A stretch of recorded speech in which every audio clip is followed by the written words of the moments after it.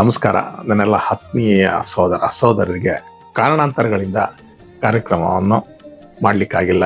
ಅದಕ್ಕೆ ತಮ್ಮಲ್ಲಿ ಕ್ಷಮೆ ಕೋರ್ತಾ ಈ ಕಾರ್ಯಕ್ರಮವನ್ನು ಮತ್ತೆ ಪ್ರಾರಂಭ ಮಾಡ್ತಾ ಇದ್ದೀನಿ. ಪ್ರಾರಂಭ ಮಾಡೋಕೆ ಮುಂಚೆ ಒಂದು ಪ್ರಾರ್ಥನಾ ಶ್ಲೋಕದಿಂದ ಶುಕ್ಲಾಂ ವರದರಂ ವಿಷ್ಣುಂ ಶಶಿವರ್ಣಂ ಚತುರ್ಭುಜಂ ಪ್ರಸನ್ನವದನಂ ಧ್ಯಾಯೇ ಸರ್ವವಿಘ್ನೋಪಶಾಂತಿಯ ಜನಗಮನಿಕೆ ಏಕದಂತ ಪಚ್ಚಕಲ್ಲು ಪಾಣಿಮಿಟ್ಲು ಒಪ್ಪುವ ವಿಘ್ನೇಶ್ವರ ನಿನಗೆ 21 ನಮಸ್ಕಾರಗಳು. ಗಜಾನನಂ ಗಾಂಗೇಯ ಸದಾತ್ಮನೆ ಗೌರಿ ಪುತ್ರನ ಗಣೇಶಾಸ್ತ ಮಂಗಳಂ ನಾರಾಯಣಂ ನಮಸ್ಕೃತ್ಯಂ ನರಂಚೇವ ನರೋತ್ತಮಂ ದೇವಿ ಸರಸ್ವತಿ ವ್ಯಾಸೋ ಚೈವ ತಥೋ ಮಧುರೇ. ಶ್ರೀ ಗುರುಭ್ಯೋ ನಮಃ. ಶ್ರೀ ಮಾತ್ರೇ ನಮಃ.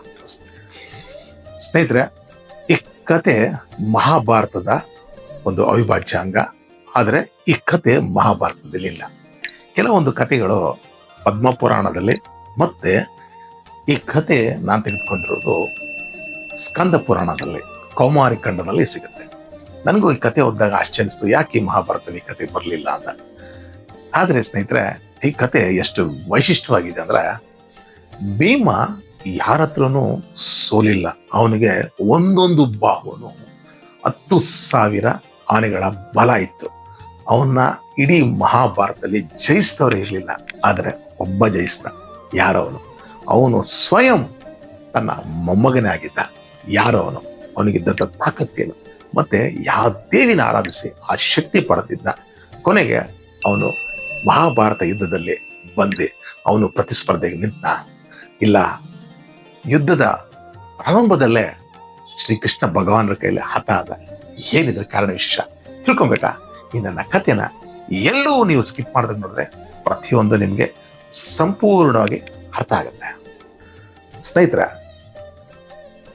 ಮಹಾಭಾರತದಲ್ಲಿ ಭೀಮನಷ್ಟು ಶಕ್ತಿಶಾಲಿ ಇರಲಿಲ್ಲ, ಮತ್ತೆ ಅವನ್ನ ಎದುರಿಸಿ ನಿಲ್ಲುವಂತ ಗಂಡು ಇರಲಿಲ್ಲ. ಆದರೆ ಮಹಾಭಾರತದಲ್ಲಿ ಮತ್ತೊಬ್ಬನಿದ್ದ. ಅವನು ಬೇರೆ ಯಾರೂ ಅಲ್ಲ, ಬಾರ್ಬರಿಕ. ಸ್ವಯಂ ಭೀಮ ಪುತ್ರನಾದ ಘಟೋತ್ಕಚನ ಮಗ. ಈ ಘಟೋತ್ಕಚ ಈ ಒಂದು ತಾಕತ್ತು ಇವನಿಗೆ ಹೇಗೆ ಬಂತು ಅಂದ್ರೆ, ನೀವು ಕೇಳಿದ್ರೆ ಆಶ್ಚರ್ಯ ಬೀಳ್ತಾರೆ. ಭೀಮ ಹಿಡಂಬಿನ ಮದುವೆ ಆದ್ಮೇಲೆ ಘಟೋತ್ಕಚ ಹುಟ್ಟ. ಈ ಘಟೋತ್ಕಚ ಸ್ವಯಂ ಶ್ರೀಕೃಷ್ಣ ಭಗವಾನರ ಆದೇಶದ ಮೇರೆಗೆ ಮತ್ತೆ ಅವರ ಒಂದು ಆಶೀರ್ವಾದ ಮೇರೆಗೆ ಪ್ರಾಗ್ಜ್ಯೋತಿಷಪುರದಲ್ಲಿ ಇದ್ದಂತ ಕಾಮಕಟಂಕಟೆ ಮರುತ ಅನ್ನೋ ರಾಕ್ಷಸನ ಸ್ವಯಂ ಶ್ರೀಕೃಷ್ಣ ಭಗವಾನ ಸಂಹಾರ ಮಾಡಿದ್ಮೇಲೆ ಆತನಿಗೊಬ್ಬಳು ಮಗಳಿದ್ದು, ಅವಳೇ ಕಾಮಕಟಂಕಟೆ. ಇವಳಿಗೆ ಎಂತ ಅದ್ಭುತ ಶಕ್ತಿ ಇತ್ತು ಅಂದ್ರೆ ಸ್ನೇಹಿತರೆ, ಕೇಳಿದ್ರೆ ಆಶ್ಚರ್ಯ ಬೀಳ್ತಾರೆ. ಸ್ವಯಂ ಶ್ರೀಕೃಷ್ಣ ಭಗವಾನರು ಇವಳ ಜೊತೆ 3 ದಿನ ಹಗಲು ರಾತ್ರಿ ಯುದ್ಧ ಮಾಡಿದ್ರು ಸೋಲಿಸ್ಲಿಕ್ಕಾಗಿಲ್ಲ. ಏನು ಅವಳಂತ ಶಕ್ತಿ ಇತ್ತು ಅಂತ ಕೇಳಿದ್ರೆ ಆಶ್ಚರ್ಯ ಬೀಳ್ತಾರೆ. ಇವಳು ಸ್ವಯಂ ಕಾಮಾಖ್ಯ ದೇವಿನ ಆರಾಧಿಸಿ ವಶಪಡಿಸ್ಕೊಂಡಿದ್ದು, ಜೊತೆಗೆ ತಾಯಿನ ಅತ್ಯಂತ ಶ್ರದ್ಧಾ ಭಕ್ತಿಯಿಂದ ಪೂಜಿಸಿ ಅವಳಿಂದ ಅನೇಕ ವರಗಳನ್ನ ಪಡೆದಿದ್ದಾದ್ದರಿಂದ ಶ್ರೀಕೃಷ್ಣ ಭಗವಾನರಿಗೂ ಕಷ್ಟವಾಯಿತು. ಕೊನೆಗೆ ಯುದ್ಧದಲ್ಲಿ ತನ್ನ ಸುದರ್ಶನ ಚಕ್ರ ಪ್ರಯೋಗ ಮಾಡುವಂಥ ಸಂದರ್ಭದಲ್ಲಿ ಸ್ವಯಂ ತಾಯಿ ಜಗನ್ಮಾತೆ ಅಲ್ಲಿ ಪ್ರತ್ಯಕ್ಷರಾಗಿ ಅಲ್ಲಿ ಆ ಕ್ಷಣ ಆ ಸುದರ್ಶನ ಚಕ್ರ ತಡೆದು ಹೇಳಲು, ಕೃಷ್ಣ ಭಗವಾನ್ ಏನ್ ಮಾಡ್ತಿದ್ಯಾ? ಇವಳು ಮುಂದೆ ನಿನಗೆ ನಿಮ್ಮ ವಂಶದ ಪಾಂಡವರಿರ್ಲಿ ಸೊಸೆಯಾಗಿ ಬರುವವಳು, ಹಾಗಾಗಿ ಇವಳನ್ನ ಕ್ಷಮಿಸಿ ಮನ್ನಿಸಿ ಬಿಡು ಅಂದಾಗ ತಾಯಿ ಜಗನ್ಮಾತೆಯ ಮಾತಿಗೆ ಶ್ರೀಕೃಷ್ಣ ಭಗವಾನರು ಮನ್ನಿಸಿ ಅವಳನ್ನ ಕ್ಷಮಿಸಿ ಬಿಟ್ಟಾಗ ಆ ದೇವಿಯ ಒಂದು ಮಾತಿಗೆ ಸಹ ಕಾಮಕಂಟಕನ್ನೇ ಏನೂ ಮಾತಾಡದೆ ಮಾಡ್ಬಿಟ್ಟು ತಾಯಿ ಆಶೀರ್ವಾದ ಪಡೆದು ಅಲ್ಲಿಂದ ಹೋದ್ಲು. ಮುಂದೆ ಒಂದು ದಿನ ಘಟೋತ್ಕಚ ಸಭೆಯಲ್ಲಿದ್ದಾಗ ತಂದೆ ನೋಡ್ಕೊಂಡು ಬಂದಾಗ ಅವಾಗ ಕೇಳ್ತಾನೆ, ಸ್ವಾಮಿ, ನಾನು ಒಂದು ಒಳ್ಳೆ ಹೆಣ್ಣನ್ನ ಮದುವೆ ಮಾಡ್ಕೊಬೇಕು, ಅದಕ್ಕೆ ನೀವೇ ಹೇಗಾದರೂ ನನಗೆ ಮಾಡ್ಕೊಡಿ ಅಂದಾಗ ಸಾಕ್ಷಾತ್ ಶ್ರೀಕೃಷ್ಣ ಭಗವಾನರಿಗೆ ಮುಂದೆ ಆಗೋದೆಲ್ಲ ಚೆನ್ನಾಗಿ ಗೊತ್ತಿರೋದ್ರಿಂದ ಅವನು ಸೂಚಿಸ್ತಾ ಪ್ರಾಗ್ಜ್ಯೋತಿಷಪುರದಲ್ಲಿ ಕಾಮಕಟಕಟೆ ಇರ್ತಿದ್ದಾಳೆ, ಅವಳಿಗೆ ನೀವು ಸರಿಯಾದ ಜೋಡಿ, ಅವಳನ್ನ ಮದುವೆ ಮಾಡ್ಕೋ ಅಂತ ಹೇಳ್ತಾನೆ. ಎಲ್ಲರ ಆಶೀರ್ವಾದ ಪಡ್ಕೊಂಡು ಹೋಗ್ತಾನೆ. ಆದರೆ ಅಲ್ಲಿ ಮದುವೆ ಮಾಡ್ಕೊಳ್ಳೋದು ಅಷ್ಟು ಸುಲಭದ ವಿಚಾರ ಅಲ್ಲ. ಅವಳು ಕೆಲವೊಂದು ಕಟ್ಟಳೆಗಳನ್ನ ಮಾಡಿದ್ದು, ಮತ್ತೆ ಕೆಲವೊಂದು ಯುದ್ಧಗಳನ್ನು ಸಹ ಮಾಡಬೇಕಾಗಿತ್ತು. ಆದರೆ ಇವನು ಬೇರೆ ಯಾರೂ ಅಲ್ಲ, ಸಾಕ್ಷಾತ್ ಯಕ್ಷರ ರಾಜನಾಗಿದ್ದ ಇವನೊಂದು ಶಾಪದ ಮೂಲಕವಾಗಿ ಈ ಮಹಾಭಾರತ ಯುದ್ಧದಲ್ಲಿ ಬರಬೇಕಾಗಿತ್ತು. ಇವನು ಬೇರೆ ಯಾರೂ ಅಲ್ಲ, ಕಾಲನಾಭನೆಂಬ 84 ಕೋಟಿ ಯಕ್ಷರಗಳಿಗೆ ಒಡೆಯನಾಗಿದ್ದ ಒಂದು ಶಾಪದ ಕಾರಣಕ್ಕಾಗಿ ಇವನು ಮಹಾಭಾರತದ ಯುದ್ಧದಲ್ಲಿ ಘಟೋತ್ಕಚನಾಗಿ ಬರಬೇಕಾಯಿತು. ಆ ಕಥೆ ಮತ್ತೊಮ್ಮೆ ಹೇಳ್ತೀನಿ. ಇವನು ಆ ಕಾಮಕಟಂಕಟೆ ಜೊತೆಗೆ ಹೋಗಿ ಘೋರ ಯುದ್ಧ ಮಾಡ್ತಾನೆ. ಜಯಿಸಲು ಕಷ್ಟ ಆಗತ್ತೆ, ಯಾಕಂದ್ರೆ ಸಾಕ್ಷಾತ್ ಜಗನ್ಮಾತೆ ಜೊತೆಲಿದೆ. ಆದರೆ ಶ್ರೀಕೃಷ್ಣ ಭಗವಾನರು ಇವನು ಮಾತು ಹೇಳಿ ಕಳಿಸಿದ್ರು, ನಿನಗೆ ಆ ಒಂದು ಕ್ಲಿಷ್ಟಕರವಾದ ಸಂದರ್ಭದಲ್ಲಿ ನನ್ನ ನೆನೆಸ್ಕೊ, ನಾನು ನಿನಗೆ ಜಯ ಕೊಡ್ತೀನಿ ಅಂತ ಇವಳ ಜೊತೆ ಹೋರಾಡುವಾಗ ಈ ಘಟೋತ್ಕಚ ಶ್ರೀಕೃಷ್ಣ ಭಗವಾನ ನೆನೆಸ್ತಾ, ಆಗ ಇವಳಿಗೆ ಸ್ವಯಂ ಶ್ರೀಕೃಷ್ಣ ಭಗವಾನರೇ ಇವರ ಆತ್ಮದಲ್ಲಿ ನೆನೆಸಿ ಅವಳನ್ನ ಅಲ್ಲಿ ಮೋಹಗೊಳಿಸಿ ಆ ಕ್ಷಣ ಅವಳನ್ನ ಅಲ್ಲೇ ಸೋಲುವಂಗೆ ಮಾಡಿ ಕೊನೆಗೆ ಇಬ್ಬರು ಮದುವೆ ಮಾಡಿಕೊಂಡು ಮತ್ತೆ ಬಂದು ಶ್ರೀಕೃಷ್ಣ ಭಗವಾನ ಜೊತೆ ಆಶೀರ್ವಾದ ತಗೊಂಡು ಮತ್ತೆ ಅದ ಪ್ರಕಾರ ರಾಜ್ಯವನ್ನು ಆಳ್ತಿದ್ರು. ಕಾಲಕ್ರಮೇಣ ಇವರಿಗೆ ಒಬ್ಬ ಅದ್ಭುತವಾದ ಮಗ, ಅವನೇ ಬಾರ್ಬರಿಕ. ಹುಟ್ಟಿದ ಕ್ಷಣದಲ್ಲಿ ಅವನಿಗೆ ಅನೇಕ ಅದ್ಭುತವಾದ ಮಾಯಾವಿ ಶಕ್ತಿಗಳ ಜೊತೆಗೆ ನವಯುವಕನಾಗಿದ್ದ. ಕೊನೆಗೆ ಈ ಘಟೋತ್ಕಚ ಆಲೋಚನೆ ಮಾಡ್ದ, ಇವನು ಹೀಗೆ ಬಿಟ್ರೆ ನಮ್ಮ ರಾಕ್ಷಸರಿಗೆಲ್ಲ ದುರುಳಾಗ್ತಾನೆ, ಹಾಗಾಗಿ ಈ ಕ್ಷಣ ನಾನು ಇವನ್ನ ಕರ್ಕೊಂಡು ದ್ವಾರಕದಲ್ಲಿರುವಂತ ಆ ಶ್ರೀಕೃಷ್ಣ ಭಗವಾನರ ಆಶೀರ್ವಾದ ಪಡಿಬೇಕು, ಅವರ ಆದೇಶದ ಮೇರೆಗೆ ಇವನ್ನ ಹೇಗಾದ್ರೂ ಮಾಡಿ ಒಳ್ಳೆಯವನ್ ಮಾಡ್ಬೇಕು ಅಂತ ಆಲೋಚನೆ ಮಾಡಿ ಘಟೋತ್ಕಚ ಆ ಕ್ಷಣ ದ್ವಾರಕೆಗೆ ಶ್ರೀಕೃಷ್ಣ ಭಗವಾನರ ದರ್ಶನಕ್ಕಾಗಿ ಬಂದ. ಇದನ್ನು ತಿಳಿದಂತ ಶ್ರೀಕೃಷ್ಣ ಭಗವಾನರು ಅವನಿಗೆ ಆಶೀರ್ವಾದ ಮಾಡಿದ್ರು. ಈ ಕ್ಷಣ ಮಹಿಸಾಗರ ಗುಪ್ತ ಕ್ಷೇತ್ರ ಯಾವುದು ಅಂತ ಹೇಳ್ತೀರಾ, ಈಗ ಬಂಗಾಳ ಕೊಲ್ಲಿ ಕಲ್ಕತ್ತಾ ಹತ್ರ ಮಹಿ ಕ್ಷೇತ್ರ ಅನ್ನೋ ಕ್ಷೇತ್ರ ಇದೆ. ಅಲ್ಲಿ ಸ್ವಯಂ ನಾರದರೆ 14 ದೇವತೆಗಳನ್ನ ಸಿದ್ಧಾಂಬಿಕೆಯನ್ನ ಅಲ್ಲಿ ಸ್ಥಾಪನೆ ಮಾಡಿದ್ದ. ಹಾಗಾಗಿ ಸ್ವಯಂ ದೇವತೆಗಳೇ ಅಲ್ಲಿ ಇರೋದ್ರಿಂದ ಶ್ರೀಕೃಷ್ಣ ಭಗವಾನರು ಮುಂದೆ ಆಗೋದು ಗೊತ್ತಿತ್ತು. ಯಾಕಂದ್ರೆ ಪ್ರತಿಯೊಂದು ಬಲ್ಲವಂತ ಶ್ರೀಕೃಷ್ಣ ಭಗವಾನಿಗೆ ಮುಂದೆ ಇವನು ಏನಾಗ್ಬೇಕಂತ ಗೊತ್ತಿರೋ ಕಾರಣ ಸ್ವಯಂ ಶ್ರೀಕೃಷ್ಣ ಭಗವಾನರೇ ಅವನಿಗೆ ಸೂಚಿಸಿದ್ರು. ಗುಪ್ತ ಕ್ಷೇತ್ರವಾದ ಮಹಿಸಾಗರದಲ್ಲಿ ಕುತ್ಕೊಂಡು 14 ದೇವತೆಗಳಿದ್ದಾರೆ, ಅವ್ರನ್ನ ಆರಾಧಿಸು, ನೀನು ಅವ್ರಿಗೆ ಆಶೀರ್ವಾದ ಪಡಿ, ನಿನ್ಗೆಲ್ಲ ಒಳ್ಳೇದಾಗತ್ತೆ ಅಂತ ಹೇಳಿ ಅವ್ರನ್ನ ಕಳಿಸ್ಕೊಟ್ಟ.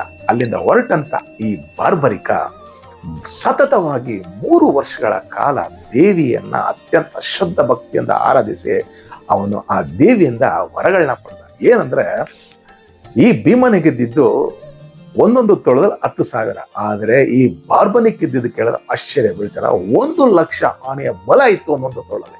ಹಾಗಾಗಿ ಇವನ್ನ ಜಯಿಸಲು ಅಸಾಧ್ಯವಾಗಿತ್ತು. ಜೊತೆಗೆ 14 ದೇವತೆಯರು ಇವನಿಗೆ 2 ಬಾಣಗಳು ಕೊಟ್ಟರು, ಅದ್ಭುತವಾದ ಬಾಣಗಳು. ಆ ಬಾಣ ಮುಂದೆ ಎಲ್ಲೂ ಉಪಯೋಗಿಸ್ತಾನಂತ ಹೇಳ್ತೀನಿ ಕೇಳಿ. ಹೀಗೆ ಇರುವಾಗ ಆ ದೇವಿಯನ್ನು ಆರಾಧಿಸಿರುವಂತ ಸಂದರ್ಭದಲ್ಲಿ ತಾಯಿ ಜಗನ್ಮಾತೆ ಕನಸಿನಲ್ಲಿ ಬಂದು ಹೇಳಲು, ನಿನ್ನನ್ನು ಒಬ್ಬ ವಿಜಯ ಅನ್ನೋ ಬ್ರಾಹ್ಮಣ ಕಾಶಿಯಿಂದ ಹುಡ್ಕೊಂಡು ಬರ್ತಾನೆ, ಅವನು ನನ್ನ ಸಿದ್ಧಿಸೋದಕ್ಕೆ ಈ ಕ್ಷೇತ್ರದಲ್ಲಿ ಕುತ್ಕೊಂಡು ಒಂದು ಅದ್ಭುತವಾದ ಒಂದು ವ್ರತ ಮಾಡ್ತಾನೆ, ಅವನಿಗೆ ನೀನು ಸಹಾಯಕ್ಕಾಗಿ ನಿಲ್ಲು. ಅದು ಯಾವ ದಿನ ಅಂದ್ರೆ ಚೈತ್ರ ಸಪ್ತಮಿ ದಿನ ಅಮಾವಾಸ್ಯೆ ದಿನ ಪ್ರಾರಂಭ ಮಾಡ್ತಾನೆ. ಆ ಅಮಾವಾಸ್ಯೆಗೆ ಅವನಿಗೆ ನೀನು ಸಹಾಯಕ್ಕಾಗಿ ನಿಲ್ಲಿದ್ದಾದರೆ ನಿನಗೂ ಸಹ ಅದರಿಂದ ಒಂದು ಉಪಯೋಗ ಬರುತ್ತೆ, ಅದು ಆಮೇಲೆ ಹೇಳ್ತೀನಿ ಅಂತೇಳಿ ದೇವಿ ಕಣ್ಮರೆ ಹಾಕ್ತಾರೆ. ಇದನ್ನು ಇದೇ ಆ ಕ್ಷಣ ಆ ವಿಜಯನಿಗೂ ಸಹ ಅದೇ ರಾತ್ರಿ ವಾರಣಾಸಿಯಲ್ಲಿದ್ದಂತ ಈ ವಿಜಯನಿಗೂ ಕನಸಲ್ಲಿ ಬರ್ತಾಳೆ, ಈ ಕ್ಷಣ ನೀನು ಮಹಿಸಾಗರದ ಗುಪ್ತ ಕ್ಷೇತ್ರಕ್ಕೆ ಬಂದು ನನ್ನನ್ನು ಆರಾಧಿಸಿದಲ್ಲಿ ನೀನು ಏನು ಅನ್ಕೊಂಡಿದ್ಯಾ ಅದು ಸಾಧನೆ ಮಾಡ್ತೀಯ ಅಂದಾಗ ಆ ಕ್ಷಣ ಹೊರಟು ಬಂದಂತ ವಿಜಯ ಬಾರ್ಬರಿಕನ್ನ ಕಂಡು ಗುಪ್ತ ಕ್ಷೇತ್ರದಲ್ಲಿ ಅತ್ಯಂತ ಶ್ರದ್ಧಾ ಭಕ್ತಿಯಿಂದ ದೇವತೆಗಳನ್ನೆಲ್ಲ ಅದ್ಭುತವಾಗಿ ಆರಾಧಿಸಿ ಆ ಚೈತ್ರ ಸಪ್ತಮಿ ದಿನ ಪೂಜೆಯನ್ನು ಪ್ರಾರಂಭ ಮಾಡಿದ. ಬಾರ್ಬರಿಕ ಕೇಳ್ಕೊಂಡ, ಯಾವುದೇ ಕಾರಣಕ್ಕೂ ಈ ನನ್ನ ಪೂಜೆ ಭಂಗ ಆಗಬಾರ್ದು, ನೀನು ಕಾಪಾಡು ಅಂತ ಹೇಳಿದಾಗ ತಾಯಿ ಜಗನ್ಮಾತೆಯ ಆಶೀರ್ವಾದ ಇರೋದ್ರಿಂದ ಇವನು ಒಪ್ಕೊಂಡು ಆ ಪೂಜೆಗೆ ಸನ್ನದ್ಧ ನಿಂತ. ಇವನು ಒಂದೊಂದು ಮುಹೂರ್ತದಲ್ಲಿ ಒಂದೊಂದು ಅದ್ಭುತವಾದ ಭಯಂಕರವಾದ ರಾಕ್ಷಸ ಶಕ್ತಿಗಳನ್ನು ಅದ್ರ ಜೊತೆಗೆ ಹೋರಾಡಿ ಅದನ್ನೆಲ್ಲ ಮಣಿಸ್ತಾ ಮತ್ತೊಂದು ಮುಹೂರ್ತದಲ್ಲಿ ಮತ್ತೊಂದು ಶಕ್ತಿ ಸಾಕ್ಷಾತ್ ಜಗಜ್ಜನನಿಯ ಒಂದು ಡಾಕಿನಿ ರೂಪ ಇವನ್ ಜೊತೆ ಹೋರಾಡಕ್ ಬಂತು. ಯಾಕಂದ್ರೆ ಮೊದಲೇ ಇವನು ತಾಯಿ ಜಗನ್ಮಾತೆ 14 ದೇವತೆಗಳ ಆಶೀರ್ವಾದದಿಂದ ಆ ಡಾಕಿನಿ ಸಹ ಏನು ಮಾಡ್ಲಿಕ್ಕಿಲ್ಲ, ಅವಳನ್ನು ಸಹ ಯುದ್ಧದಲ್ಲಿ ಓಡಿಸಿ ಅವಳನ್ನ ಕಳಿಸ್ತಾ ಮತ್ತೊಂದು 3ನೇ ಜಾವದಲ್ಲಿ ಪಾಲಾಕ್ಷ ಅನ್ನೋ ರಾಕ್ಷಸ ಬಂದ. ಅವನಿಗಿದ್ದಂಥ ತಾಕತ್ತೇನು ಅಂದ್ರೆ ಈ ಪೂಜೆ ಮಾಡುವಂತ ಕೊನೆಯ ಆಯಾಮದಲ್ಲಿ ಅವನು ಇವನ್ನ ಮೋಹಗೊಳಿಸ್ಬೇಕು ಅನ್ನೋ ಬೌದ್ಧ ಸನ್ಯಾಸ ರೂಪದಲ್ಲಿ ಬಂದ.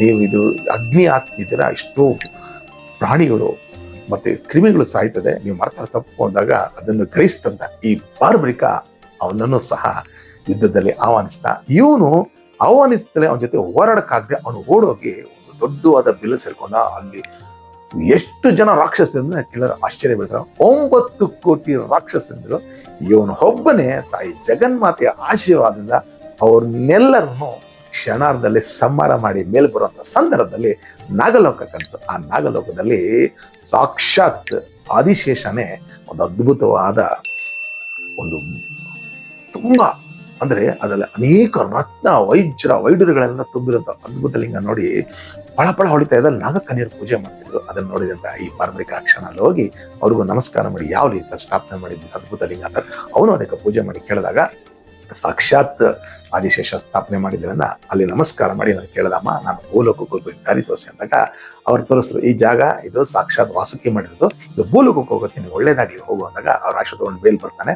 ಅಷ್ಟೊತ್ತಿಗೆ ಇವನ ಒಂದು ವಿಜಯನ ಒಂದು ಅದ್ಭುತವಾದ ಪೂಜೆ ಸಂಪೂರ್ಣವಾಗಿ ಸಾಕಾರ ಆಗಿ ದೇವಿಯನ್ನು ಹೊಂದಿರ್ತಾಳೆ. ಮತ್ತೆ ಇವನೊಂದು ಹೋಮ ಮಾಡಿರ್ತಾನೆ. ಆ ಹೋಮದ ಒಂದು ಬೂದಿ ಅಲ್ಲಿರುತ್ತೆ. ಹೇಳ್ತಾನೆ, ನೋಡು ನನಗೆ ಸಹಕಾರ ಕೊಟ್ಟಿದ್ದಕ್ಕೆ ಧನ್ಯವಾದಗಳು, ನಿನಗೆ ಮುಂದೆ ಈ ಬೂದಿ ಇದೆಯಲ್ಲ ತೆಗೆದುಕೊ. ಹೇಳ್ತಾನೆ, ನನಗೆ ಯಾವುದೇ ಕಾರಣಕ್ಕೂ ನಾನು ಯಾವುದೋ ಬಯಸಿ ನಿನ್ನನ್ನು ಸಹಾಯ ಮಾಡಿಲ್ಲ, ತಾಯಿ ಜಗನ್ಮಾತೆ ಆಶೀರ್ವಾದಕ್ಕೋಸ್ಕರ ನೀನು ಮಾಡಿದೆ ಅಂದಾಗ ಹೇಳ್ತಾನೆ, ಇಲ್ಲ. ಅವಾಗ ಸಾಕ್ಷಾತ್ ದೇವತೆಗಳ ಮೇಲೆ ಬಂದು ಹೇಳ್ತಾರೆ, ಈ ಬೂದಿ ಏನಾದರೂ ಮುಂದೆ ನಡೆಯುವಂತ ಕೌರವ ಪಾಂಡವರಿಗೆ ಏನಾದರೂ ಕೌರವರಿಗೆ ಸಿಕ್ಕಿದ್ರೆ ನೀವು ಪಾಂಡವರಲ್ಲ ಸರ್ವನಾಶ ಆಗ್ಬಿಡ್ತೀರಾ. ಯಾಕಂದ್ರೆ ಈ ಬೂದಿ ಸಾಮಾನ್ಯವಾದ ಬೂದಿ ಅಲ್ಲ, 14 ದೇವತೆಗಳನ್ನ ಆರಾಧಿಸಿ ಪಡೆದಿರುವಂತ ಶ್ರೇಷ್ಠವಾದ ಬೂದಿ ಅಂದಾಗ ಅದನ್ನು ಬರು ಮಾತಾಡದೆ ಅವನು ಆ ಬೂದಿನೆಲ್ಲ ತಗೊಂಡು ತನ್ನ ಬತ್ತಳಿಕೆಯಲ್ಲಿ ಇಟ್ಕೊಳ್ತಾನೆ. ಮತ್ತೆ ಮುಂದೊಂದು ದಿನ ಏನಾಗುತ್ತೆ ಅಂತ ಹೇಳ್ತೀನಿ ಕೇಳಿ. ಹೀಗೆ ಇವನು ಮುಂದೆ ಕೌರವರಿಗೆ ಪಾಂಡವರಿಗೂ ಯುದ್ಧ ನಡೆಯುವಂತ ಸಂದರ್ಭದಲ್ಲಿ ಬಾರ್ಬರಿಕ ಮತ್ತೆ ಘಟೋತ್ಕಚ ಪಂಚಪಾಂಡವರು ಮತ್ತೆ ಇವನಿಗೆ ಅನೇಕ ಸಾತಿಯುಳ್ಳಂತ ರಾಜರು ಸಹ ಬಂದು ನಿಂತ್ಕೊಂಡಾಗ ಶ್ರೀಕೃಷ್ಣ ಭಗವಾನರು ಒಂದು ಮಾತು ಹೇಳ್ತಾರೆ, ಈ ಯುದ್ಧನ ಯಾರಾದ್ರೂ ಎಷ್ಟೆಷ್ಟು ದಿನ ಮಾಡ್ತೀನಿ ಅಂದಾಗ ಒಬ್ಬೊಬ್ರು ಒಂದೊಂದು ದಿನ ಹೇಳ್ತಾರೆ. ಕೊನೆಗೆ ಈ ಬಾರ್ಬರಿಕನ ಬಳಿ ಬಂದು ಹೇಳ್ತಾರೆ, ನೀನ್ ಎಷ್ಟು ದಿನ ಮಾಡ್ತೀಯ ಅಂದ್ರೆ ಅವಾಗ ಶ್ರೀಕೃಷ್ಣ ಭಗವಾನ ಹೇಳ್ತಾನೆ, ಯುದ್ಧ ಇನ್ನೇನು ಪ್ರಾರಂಭ ಆಗಬೇಕು. ಆ ಸಂದರ್ಭದಲ್ಲಿ ಎದುರುಗಡೆ ಕೌರವರಿದ್ದಾರೆ, ಪಾಂಡವರಿದ್ದಾರೆ. ಅವಾಗ ಹೇಳ್ದ, ಸ್ವಾಮಿ ನೀವೆಲ್ಲ ಇಷ್ಟು ದಿನ ಹೇಳ್ತಾರೆ, 10 ದಿನ 5 ದಿನ ನನಗೆ ಹೇಳ್ದೆ. ಸ್ವಯಂ ಅರ್ಜುನನು ಸಹ ಹೇಳ್ತಾನೆ, ನನಗೆ 10 ದಿನ ಬೇಕಾಗುತ್ತೆ ಇವ್ರನ್ನೆಲ್ಲ ಸಂಹಾರ ಮಾಡಕ್ಕೆ. ಅವಾಗ ಶ್ರೀಕೃಷ್ಣ ಭಗವಾನರು ಬಾರ್ಬರಿಕನ್ ಕೇಳ್ತಾರೆ, ನಿನಗೆ ಎಷ್ಟು ದಿನ ಬೇಕು ಅಂದಾಗ ಬಾರ್ಬರಿಕನ್ ಹೇಳ್ತಾನೆ ಗೊತ್ತಾ, ಕೇಳಿದ್ರೆ ಆಶ್ಚರ್ಯ ಬೇಕು, ನನಗೆ ಕ್ಷಣಾರ್ಧ ಕೊಡಿ ಸಾಕು ಅಂತ ಹೇಳ್ತಾನೆ. ನೀವೆಲ್ಲ ಆರಾಮಾಗಿರಿ, ನಾನು ಯುದ್ಧ ಮಾಡಿ ಮುಗಿಸ್ಕೊಂಡು ಬರ್ತೀನಿ ಅಂತಾನೆ. ಇದನ್ನ ಗ್ರಹಿಸಿದಂತ ಶ್ರೀಕೃಷ್ಣ ಭಗವಾನ್ ಗೊತ್ತಿತ್ತು, ಯಾಕಂದ್ರೆ ಸ್ವಯಂ ಭಗವಾನ್ ಅವನಿಗೆ ಗೊತ್ತಿಲ್ದಿರೋ ವಿಚಾರನೇ. ಹಾಗಾಗಿ ಆಯ್ತು ನಿನ್ನ ಪರಾಕ್ರಮ ನೋಡ್ಬೇಕು ಆಗು ಅಂತಾನೆ. ಅವಾಗ ಏನ್ ಮಾಡ್ತಾನೆ, ತಾಯಿ ಜಗನ್ಮಾತೆ 2 ಬಾಣ ಕೊಟ್ಟಿರ್ತಾಳೆ. ಮತ್ತೆ ಆ ಬೂದಿ ಯಾವುದು ಅಂತ ಕೇಳಿದ್ರೆ ಆಶ್ಚರ್ಯ ಬೀಳ್ತೀರ. ಇವರು ವಿಜಯ ಅನ್ನೋನು ಬ್ರಾಹ್ಮಣ ಮಾಡಿದ್ದಂತ ಆ ಅದ್ಭುತ ಪೂಜೆಯ ಒಂದು ಫಲವಾಗಿ ಆ ಬೂದಿ ಬತ್ತಳಿಕೆಲಿರುತ್ತೆ. ಒಂದು ಬಾಣ ತೆಗೆದು ಬಿಟ್ಟಿದ ತಕ್ಷಣ ಎಲ್ಲಾರು ಮರ್ಮಾಂಗ ಸ್ಥಾನಕ್ಕೆ ಹೋಗಿ ಬೀಳುತ್ತೆ. ಅಲ್ಲಿ ಪಾಂಡವರು ಮತ್ತೆ ಕೃಪಾಚಾರ್ಯರು ಮತ್ತೆ ಅಶ್ವತ್ಥಾಮನ ಮತ್ತೆ ಶ್ರೀಕೃಷ್ಣ ಭಗವಾನರ ಪಾದದಲ್ಲಿ ಬೀಳುತ್ತೆ. ಮತ್ತೆ ನೋಡಿ ಆಶ್ಚರ್ಯ ಬೀಳ್ತಾರೆ, ಓಹೋ ಇನ್ನು ಕ್ಷಣಾರ್ಧದಲ್ಲಿ ಇವನು ಏನಾದ್ರೂ ಇನ್ನೊಂದು ಬಾಣ ಬಿಟ್ರೆ ಖಂಡಿತ ಸರ್ವನಾಶ ಆಗುತ್ತೆ ಅಂತ ಗೊತ್ತಿದ್ದಂತ ಶ್ರೀಕೃಷ್ಣ ಭಗವಾನ ಆ ಕ್ಷಣ ತನ್ನ ಸುದರ್ಶನ ಚಕ್ರನ ಪ್ರಯೋಗ ಮಾಡಿದಾಗ ಆ ಕ್ಷಣ ಆ ಬಾರ್ಬರಿಕನ ತಲೆ ತೊಂಡರಿಸಿ ಕೆಳ ಬೀಳುತ್ತೆ. ಆದ್ರೆ ಅವನು ಸಾಯಲ್ಲ. ಆ ಕ್ಷಣ 14 ದೇವತೆಗಳು ಬರ್ತಾರೆ. ಜೊತೆಗೆ ಅದಕ್ಕೆಲ್ಲ ತಾಯಿ ಜಗನ್ಮಾತೆ ಚಂಡಿಕೆನೂ ಸಹ ಬಂದು ಘಟೋತ್ಕಚ ಭೀಮ ಎಲ್ಲರೂ ಹಾಕೋದನ್ನು ಏನಿದೆ ಅಂತ ಕೆಲಸ ಮಾಡ್ತಾರೆ ಪರಮಾತ್ಮ ಅಂದಾಗ ಸ್ವಯಂ ದೇವತೆಗಳೇ 14 ಜನರ ಆ ಒಂದು ಶಕ್ತಿ ಮಾತೆ ಸಿದ್ಧಾಂಬಿಕೆ, ಚಂಡಿಕೆ, ಬಾಣಾಸುರಿ, ತ್ರೈಲೋಕ ವಿಜಯ, ಅರಸಿದ್ಧಿ ಅನ್ನೋ 14 ದೇವತೆಗಳು ಏನ್ ಹೇಳ್ತಾರಂದ್ರೆ ಇವನ ಪೂರ್ವ ಜನ್ಮದ ಕಥೆ ಹೇಳ್ತಾರೆ. ಯಾತಕ್ಕೋಸ್ಕರ ಶ್ರೀಕೃಷ್ಣ ಭಗವಾನ್ ಸಂಹಾರ ಮಾಡಿದಾಗ ದೇಹಕ್ಕೆ ಅವನಿಗೆ ಅಂತ್ಯ ಸಂಸ್ಕಾರ ಮಾಡ್ತಾರೆ, ಆದ್ರೆ ತಲೆಗೆ ಅಂತ್ಯ ಸಂಸ್ಕಾರ ಮಾಡಲ್ಲ. ನಿಮ್ಗೆ ಇನ್ನೊಂದು ವಿಚಾರ ಹೇಳ್ತೀನಿ, ಕಥೆ ಕೇಳ್ತಾ ಇರಿ. ಈ ಸಂದರ್ಭದಲ್ಲಿ ಶ್ರೀಕೃಷ್ಣ ಭಗವಾನರು ಯಾಕೆ ಇವನ್ನ ಸಂಹಾರ ಮಾಡಿದ್ರು ಅಂದ್ರೆ ಅವಾಗ ದೇವತೆ ಹೇಳ್ತಾರೆ, ಪೂರ್ವದಲ್ಲಿ ಈ ದ್ವಾಪರ ಯುಗಕ್ಕೆ ಬರುವ ಮುಂಚೆ ಇನ್ನೇನು ಪ್ರಾರಂಭ ಆಗುವ ಮುಂಚೆದಲ್ಲಿ ಸ್ವಯಂ ಭೂದೇವಿ ಕೇಳ್ತಾಳೆ, ಭೂಭಾರ ಹರಣ ಜಾಸ್ತಿ ಆಗ್ತಾ ಇದೆ, ಮುಂದೆ ರಾಕ್ಷಸರೆಲ್ಲ ರಾಜರ ರೂಪದಲ್ಲಿ ಬರ್ತಾ ಇದ್ದಾರೆ, ಸ್ವಾಮಿ ಇದಕ್ಕೆ ನೀವೇ ಏನಾದ್ರು ಸಲಹೆ ಕೊಡಿ ಅಂತ ಬ್ರಹ್ಮನ ಬರಿ ಹೋಗಿ ಮೊರೆ ಬೀಳ್ತಾಳೆ. ಆ ಸಂದರ್ಭದಲ್ಲಿ ಬ್ರಹ್ಮದೇವರು ಆಲೋಚನೆ ಮಾಡಿ ಎಲ್ಲಾ ದೇವತೆಗಳು ಯಕ್ಷರ ರಾಕ್ಷಸರನ್ನೆಲ್ಲ ಕರೆಸಿ ಒಂದು ದೊಡ್ಡ ಸಭೆ ಸೇರಿ ಸ್ವಯಂ ಶ್ರೀಕೃಷ್ಣ ಭಗವಾನರು ವಿಷ್ಣು ರೂಪದಲ್ಲಿರುವಾಗ ಅವರು ಮುಂದೆ ಇದನ್ನ ಅಳಕಿಸಿದಾಗ ಎಲ್ಲರೂ ಹೇಳ್ತಾರೆ, ಅವಾಗ ಸ್ವಯಂ ಶ್ರೀಕೃಷ್ಣ ಭಗವಾನ್ ಹೇಳ್ತಾರೆ, ಮುಂದೆ ದ್ವಾಪರ ಯುಗದಲ್ಲಿ ರಾಕ್ಷಸರು ರಾಜರ ರೂಪದಲ್ಲಿರ್ತಾರೆ, ರಾಕ್ಷಸರಾಗಿ ಕೆಲವೊಬ್ರು ಇರ್ತಾರೆ, ಮತ್ತೆ ರಾಜರೂಪದಲ್ಲಿ ಬರ್ತಾರೆ. ಇವ್ರನ್ನ ಸಂಹಾರ ಮಾಡೋದು ಬಹಳ ಕಷ್ಟ ಆಗತ್ತೆ. ಯಾಕೆ ಅಂದ್ರೆ ಇವರು ವೇದಾಭ್ಯಾಸ ಚೆನ್ನಾಗಿ ಮಾಡಿರ್ತಾರೆ, ಬ್ರಾಹ್ಮಣರ ಮೂಲಕ ಮಾಡಿಸ್ಕೊಳ್ಳೋದ್ರಿಂದ ಇವ್ರನ್ನ ಸಂಹಾರ ಮಾಡೋದು ಕಷ್ಟ.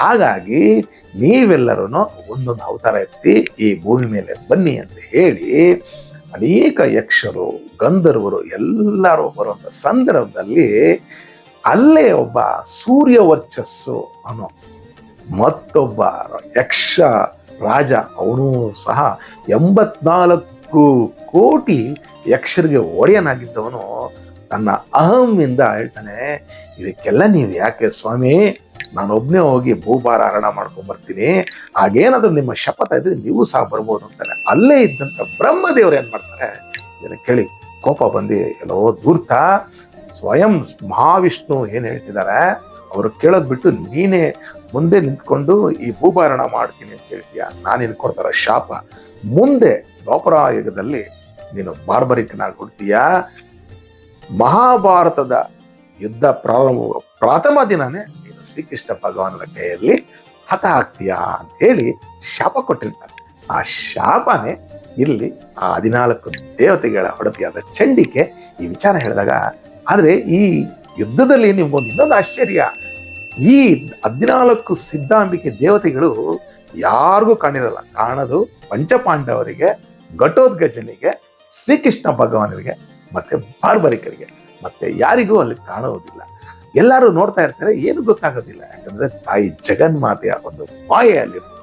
ಹಾಗಾಗಿ ಆ ಕ್ಷಣ ಏನ್ ಮಾಡ್ತಾರೆ, ಬಾರ್ಬರಿಕ ತಲೆ ಕಟ್ಟಾಗತ್ತೆ. ಆವಾಗ ಕೇಳ್ತಾನೆ, ಪ್ರಭು ನನಗೆ ಯಾಕಿಂತ ಕೆಲಸ ಮಾಡಿದೆ ಅಂದ್ರೆ, ನೀನು ಪೂರ್ವದಲ್ಲಿ ನಡೆದಂತೆಲ್ಲ ಕೇಳ್ದಲ್ಲ, ಈಗ ನಿನ್ನ ಕೋರಿಕೆ ಏನು ಅಂದಾಗ, ಸ್ವಾಮಿ ಈ 18 ದಿನ ನಡೆಯುವಂತ ಯುದ್ಧನ ನಾನು ಕಣ್ಣಾರೆ ನೋಡ್ಬೇಕಂತಿದ್ದೀನಿ, ದಯವಿಟ್ಟು ನನಗೆ ಅದಕ್ಕೆ ಅವಕಾಶ ಮಾಡ್ಕೊಂಡು ಅಂತಾನೆ. ಅವ್ರು ಶ್ರೀಕೃಷ್ಣ ಭಗವಾನ್ ಮತ್ತೊಂದು ಆಶೀರ್ವಾದ ಸಹ ಮಾಡ್ತಾರೆ. ಈ 14 ದಿನ ಯುದ್ಧ ನೋಡೋದು ಒಂದೇ ಅಲ್ಲ, ಮುಂದೆ ಎಲ್ಲ ದೇವತೆಗಳ ಇವತ್ತೇನು ನಾವು ಪ್ರಭಾವಳಿ ಅಂತೀವಿ ಗೊತ್ತಾ, ಆ ಪ್ರಭಾವಳಿಯಲ್ಲಿ ಮೂಡಿರ್ತಾರಲ್ಲ ಅವನೇ ಈ ಬಾರ್ಬರಿಕ. ಜೊತೆಗೆ ಇವನಿಗೆ 14 ದೇವತೆಯರು ತಲೆ ತಗೊಂಡೋಗಿ ರಾಜಸ್ಥಾನದಲ್ಲಿರುವಂತ ಒಂದು ದೇವಾಲಯವು ಸಹ ಇವರು ಈಗಲೂ ಸಹ ಪೂಜೆ ಮಾಡ್ತಾರೆ. ಮತ್ತೆ ನಾವು ಅದಕ್ಕೆ ಯಾವುದೇ ಕಾರಣಕ್ಕೂ ದೇವಸ್ಥಾನಕ್ಕೆ ಹೋದವಾಗ ಪ್ರಥಮವಾಗಿ ಈ ಪ್ರಭಾವಳಿಲಿರುವಂತ ದೇವತೆ ಈ ಬಾರ್ಬರಿಕನಿಗೂ ಸಹ ನಾವು ನಮಸ್ಕಾರ ಮಾಡಬೇಕು. ಇಲ್ಲ ಅಂದ್ರೆ ಅಲ್ಲಿನ ದೇವತೆಗಳು ನಮ್ಗೆ ಅಷ್ಟು ಈಸಿಯಾಗಿ ಸಿದ್ಧಿಸೋದಿಲ್ಲ. ಹಾಗಾಗಿ ಬಾರ್ಬರಿಕನಿಗೂ ನಮಸ್ಕಾರ ಮಾಡಬೇಕು ಅಂತ ಅವತ್ತೇ 14 ಜನ ಸಿದ್ಧಾಂಬಿಕೆಯರ ಜೊತೆಗೆ ಶ್ರೀಕೃಷ್ಣ ಭಗವಾನರು ಆಶೀರ್ವಾದ ಮಾಡಿ ಆ ಯುದ್ಧ ನೋಡಕ್ಕೆ ನಿಲ್ಲಿಸಿದ್ರು. 18 ದಿನ ಯುದ್ಧ ಆದ್ಮೇಲೆ ಭೀಮ ಮತ್ತೆ ಅರ್ಜುನರಲ್ಲಿ ನಾನು ಇವ್ರನ್ನ ಸಂಹಾರ ಮಾಡಿದೆ, ನಾನು ಇವ್ರನ್ನ ಅವರಿಗೆ ಒಂದು ಒಳಜಗಳು ಬಂದಾಗ ಆ ಕ್ಷಣ ಶ್ರೀಕೃಷ್ಣ ಭಗವಾನರು ಹೇಳಿದ್ರು, ಯಾಕೆ ನಿಮ್ಮೆಲ್ಲ ಯುದ್ಧ ಮಾಡ್ತೀರಾ, ಯುದ್ಧ ಮಾಡೋದ್ರಿಂದ ಪ್ರಯೋಜನ ಏನು, ಬನ್ನಿ ಇದನ್ನೆಲ್ಲ ಅಲ್ಲೊಬ್ಬ ಕುತ್ಕೊಂಡು ನೋಡ್ತಾ ಇದ್ದಾನಲ್ಲ ಅವನ್ನ ಕೇಳೋಣ ಅಂತ ಹೇಳಾಗ ಎಲ್ಲರೂ ಕೇಳ್ತಾರೆ.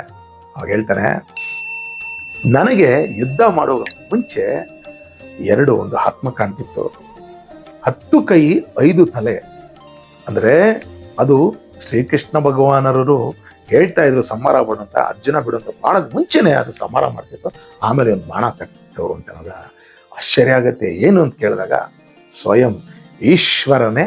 ಆದ್ರೆ ಅರ್ಜುನ ಸಹ ಹೇಳ್ತಾನೆ, ಸ್ವಾಮಿ ನನ್ನ ಮುಂದೆ ಯಾವುದೋ ಒಂದು ಶಕ್ತಿ ಓಡಾಡ್ತಾ ಇದೆ, ನಾನು ಬಾಣ ಬಿಡೋಕ್ ಮುಂಚೆನೆ ಅವ್ನು ಸತ್ತೋಗ್ತಾ ಇದ್ದಾನೆ, ಆಮೇಲೆ ನನ್ನ ಬಾಣ ತಗ್ತಾ ಇದೆ ಅಂತ ಹೇಳ್ತಾನೆ. ಅಂದ್ರೆ ಸ್ವಯಂ ಶ್ರೀಕೃಷ್ಣ ಭಗವಾನರು ಮತ್ತೆ ಈಶ್ವರರು ಶಿವಕೇಶವರಾಗಿ ಈ ಯುದ್ಧನ ಮಾಡಿಸಿರ್ತಾರೆ. ಮತ್ತೆ ಇವರು ಬಾಣ ಬಿಡೋಕ್ ಮುಂಚೆನೆ ಅವನ್ನೆಲ್ಲ ಸಂಹಾರ ಮಾಡಿರ್ತಾರೆ. ಇದನ್ನು ಕೇಳಿದಂತ ಅರ್ಜುನ ಮತ್ತೆ ಭೀಮರು ನಾಚಿ ತಲೆಬಾಗಿಸಿ ಶ್ರೀಕೃಷ್ಣ ಭಗವಾನಿಗೆ ಸಾಷ್ಟಾಂಗ ಆಗ್ತಿದ್ದಾರೆ. ಅಂದಿನಿಂದ ಈ ಬಾರ್ಬರಿಕನಿಗೆ ಪೂಜೆ ಪುನಸ್ಕಾರಗಳು ರಾಜಸ್ಥಾನದಲ್ಲಿ ಒಂದೇ ಅಲ್ಲ, ನಮ್ಮ ಪ್ರತಿ ದೇವಸ್ಥಾನದಲ್ಲಿ ಅವನಿಗೆ ಪೂಜೆ ನಡೀತದೆ. ಇದು ಶ್ರೀಕೃಷ್ಣ ಭಗವಾನ್ ಕೊಟ್ಟಂತ ಆಶೀರ್ವಾದ. ಸ್ನೇಹಿತರೆ, ಈ ಕತೆ ನಮಗೆ ಇಷ್ಟ ಆಯ್ತು ಅಂದ್ರೆ ದಯವಿಟ್ಟು 4 ಜನಕ್ಕೆ ಶೇರ್ ಮಾಡಿ ಅಂತ ಕೇಳ್ತಾ, ಮುಂದಿನ ವಾರ ಮತ್ತೊಂದು ಕತೆಗೆ ಬಂದು ಕಾಣ್ತೀನಿ. ನಿಮ್ಮ ಅಮೂಲ್ಯವಾದ ಸಮಯವನ್ನು ಕೊಟ್ಟಿದ್ದಕ್ಕೆ ಧನ್ಯವಾದಗಳನ್ನ ಹೇಳ್ತಾ ಮತ್ತೊಂದು ಕತೆಗೆ ಮುಂದಿನ ವಾರ ಬಂದು ಕಾಣ್ತೀನಿ.